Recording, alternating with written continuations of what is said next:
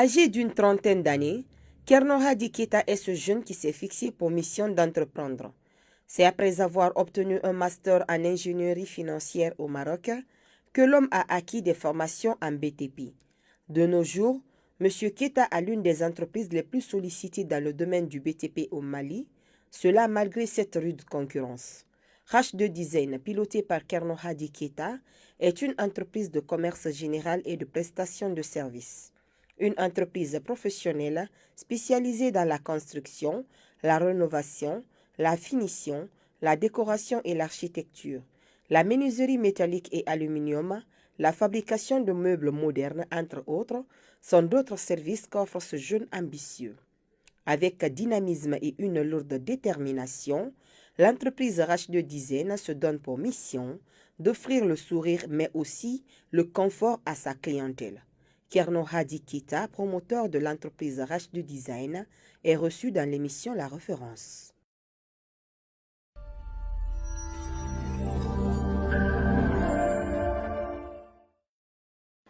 Bonjour à tous, bienvenue dans votre émission La Référence. La Référence est cette émission qui reçoit les modèles de réussite. Vous êtes opérateur économique, star, personnes influentes ou femmes battantes.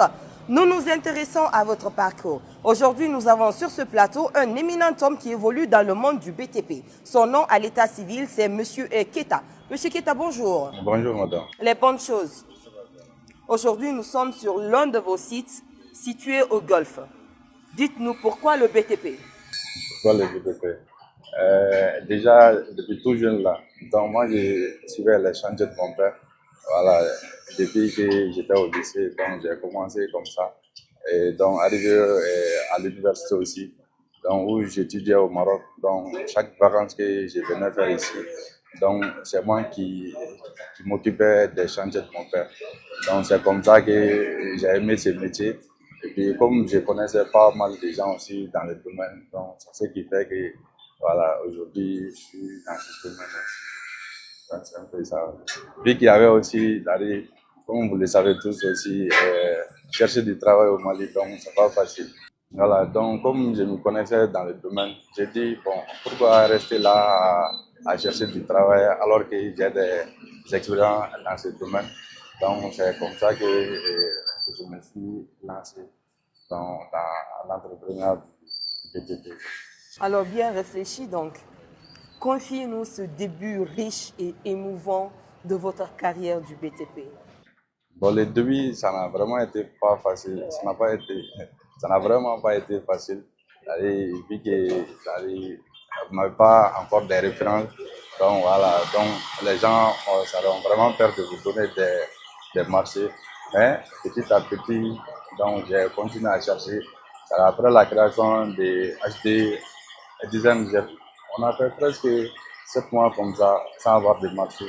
Mais pendant tout ce temps, j'étais là, j'avais continué, j'avais à garder de l'espoir qu'un jour ça va vraiment marcher. Quoi. Donc, c'est un peu ça. Donc, on a continué comme ça petit à petit, jusqu'à ce qu'on est arrivé à avoir notre premier marché, qui était une place télé même. Ben, voilà, donc c'est comme ça qu'on a évolué petit à petit. Donc, ça fait au moins 6 ans qu'on est dans le domaine. Bon, maintenant, à l'anglais, ça va vraiment. Vu qu'on a acquis beaucoup d'expérience, ça arrive au fil des années. Donc, ça va. Alors, 6 ans d'expérience. Aujourd'hui, vous êtes sur ce site. Il faut dire que l'objectif est atteint. Bon, oui, je peux dire que l'objectif est atteint. Donc, vu que on est au rythme du client, quoi. Voilà, donc ça avance vraiment à notre convenance aussi. Donc c'est bon. Alors, vous êtes ce jeune vraiment qui fait la fierté, il ne faut pas se cacher ou se voiler la face. Pour vous, on peut réussir honnêtement, étant jeune. Bien sûr, on peut réussir honnêtement. D'ailleurs, c'est la clé même, quoi. Donc, je profite de ça aussi pour donner un conseil, c'est-à-dire aux jeunes entrepreneurs maliens et puis surtout les ouvriers maliens. On peut bel et bien réussir, c'est-à-dire sans voler, sans mentir, on n'y rien, quoi. C'est-à-dire, c'est à travers ça même que les gens te recommandent donc bouche à oreille, donc que les choses vont venir petit à petit. Au début, tu peux te dire que tu travailles honnêtement, que les choses ne viennent pas comme tu le fais. Mais au fil du temps, ça va toujours payer, quoi. Oui, donc ça va toujours payer. Alors, parlez-nous de cette stratégie qui fait que vous vous imposez toujours sur le marché malien. Bon, on est créatif, c'est-à-dire on est innovant aussi, c'est-à-dire on cherche toujours les nouvelles technologies et puis les nouvelles modèles sur le marché, c'est-à-dire pour nous inspirer aussi de ça, c'est-à-dire pour être à la page tout le temps. Voilà, donc c'est un peu ça. Et puis il y a aussi les leadership aussi, c'est-à-dire qu'on ne va pas oublier ça, c'est-à-dire il faut que toi-même tu sois toujours sur le train, c'est-à-dire en avant, c'est-à-dire à encourager tes gens aussi donc, à aller. Donc je pense que bon, il y a beaucoup de ça. Il y a la gestion aussi financière et puis la gestion administrative surtout. Donc il ne faut pas oublier. Et puis voilà, donc, c'est un peu ça. Alors, puisque nous sommes dans cette émission qui reçoit les modèles de réussite, une pensée positive à Salina Dieng. Du côté de la Guinée-Conakry, elle, c'est la promotrice de l'Institut de beauté et Lint Beauty. C'est elle qui sublime avec modération du côté de la Guinée-Conakry. On reste toujours dans cette émission avec M. Keta qui évolue dans le monde du BTP. Monsieur Keta, vous êtes cet entrepreneur modèle. Ok, en matière d'entrepreneuriat, pour vous, c'est quoi la réussite? La réussite, c'est d'abord avoir une vision claire. C'est-à-dire de ce que vous voulez dans le futur. C'est-à-dire pas dans un an, mais dans le futur. C'est-à-dire faut avoir la vision claire des choses. C'est-à-dire être toujours innovant sur le marché. Voilà. Et puis, comme je vous l'ai dit, il y a les leadership aussi. C'est-à-dire savoir gérer vos collaborateurs ainsi que vos partenaires aussi. Donc, il y a un peu de tout. Et puis, comme vous l'avez dit aussi, l'honnêteté. Oui. L'honnêteté, oui. Donc, il ne faut pas aussi surtout se presser pour, pour avoir des résultats immédiatement. Donc voilà, donc c'est un peu ça pour moi, entre autres, donc ce qui fait la réussite d'un entrepreneur. Mais un entrepreneur, pour vous, doit être comment? Quelles sont les qualités d'un bon entrepreneur? Un entrepreneur doit être toujours au devant de la scène, c'est-à-dire donner ses coups de force aux autres là, donc pour bien avancer et donc toujours aussi, comment dirais-je, avec l'équipe aussi, voilà, donc toujours innover, c'est-à-dire amener les nouvelles idées, donc toujours rester, c'est-à-dire sur la ligne, quoi. Voilà, donc Alors, nous parlons quand même de 6 ans d'expérience au Mali. Ok? Vous avez une idée du nombre de projets que vous avez réalisés, que RH Design a réalisé? bon, plein même. On a réalisé beaucoup de chantiers même. Donc, on a réalisé des petits comme des gros chantiers. Voilà, donc surtout on fait aussi les petits chantiers. On ne fait pas que les gros chantiers aussi. On fait les petits chantiers, même les petites finitions, les petites décorations des boutiques et magasins. On fait tout ça aussi, quoi. Voilà. Alors, au Mali, c'est qui votre référence? Vous vous êtes lancé dans le BTP en regardant quel grand homme ici pour dire demain je vais faire comme ce monsieur ou je vais même dépasser les pensées ou les idées de ce monsieur. Bon, en réalité, je n'aime pas ça. Donc, j'ai voulu faire les choses à ma manière. Voilà, donc améliorer les choses.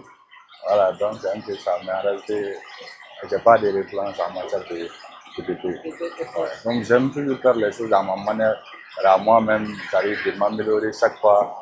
Voilà, donner le meilleur de moi et puis essayer d'entrer profit de chaque collaborateur et puis chaque partenaire aussi. On pourrait rester toujours devant aussi. Quelle est donc votre collaboration avec d'autres entreprises du BTP au Mali? Parce que ce n'est pas évident aussi de travailler à huis clos. Ah oui, oui, exactement. On sous-traite avec beaucoup de gros entreprises ici au Mali. On sous-traite avec beaucoup de grosses entreprises ici au Mali. Donc on collabore avec des gens, mais c'est des grosses boîtes, quoi. Mais même les petites entreprises, souvent aussi, On essaie de travailler avec eux aussi, donc pour leur donner ces coups de pouce aussi, donc ils ont des gens aussi, donc on les fait régulièrement aussi avec les jeunes entreprises primaires aussi. Vous le savez donc mieux que moi, chers téléspectateurs, qu'on ne peut pas réussir sans pour autant emboîter ici des pas et sans pour autant piétiner des obstacles. Monsieur Keita, dites-nous clairement quel a été votre obstacle qui vous a vraiment donné les larmes aux yeux. C'est quand je sortais chaque fois chercher des marchés, mais je n'en trouvais pas, j'étais fatigué. Je voulais même laisser tomber, mais il y avait toujours ma femme, quand je l'appelais, je lui expliquais la situation et tout, elle me disait, mon mari, viens à la maison, ça va aller. Donc peut-être ça va venir petit à petit. J'ai foi en toi, j'ai confiance en toi. Je sais qu'un jour, on va arriver ensemble. Viens à la maison. Parce qu'à chaque fois, souvent, j'avais honte, donc j'ai tardé dehors souvent, très souvent même quand les choses n'allaient pas bien.